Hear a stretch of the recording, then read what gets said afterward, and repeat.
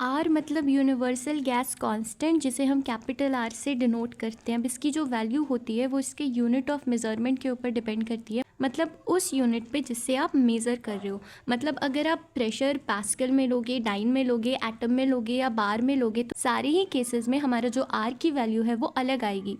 अब आपको ये आर की सारी वैल्यूज़ याद करनी पड़ेगी। टोटल 4 वैल्यूज़ आपके सिलेबस में है, आपको ये चारों वैल्यूज़ याद करनी पड़ेगी। मैं बस आपको ये बता सकती हूँ, ये रट्टाफाई करा सकती हूँ कौन से प्रेशर पे आप कौन सी आर की वैल्यू लोगे। तो सबसे पहले अगर आपने अपना जो प्रेशर है वो पास्कल या फिर न्यूटन पर मीटर स्क्वायर में लिया है, मतलब स्टैंडर्ड क्वांटिटी में लिया है, तो वहाँ पे आर की वैल्यू 8.314 जूल पर केल्विन पर मोल आएगी। सेकेंड केस में अगर आप प्रेशर डाइन पर सेंटीमीटर स्क्वायर के फॉर्म में लेते हो तो वहाँ पे आपका 2 आता है वैल्यू, आप याद रख सकते हो 2 किलो करके, तो 2 कैल पर केल्विन पर मोल। अब थर्ड और फोर्थ वैल्यू याद करने के लिए आपको ये याद करना पड़ेगा कि अल्फ़ाबेटिकली चीज़ें कैसे चलती हैं, मतलब पहले ए आता है फिर बी आता है।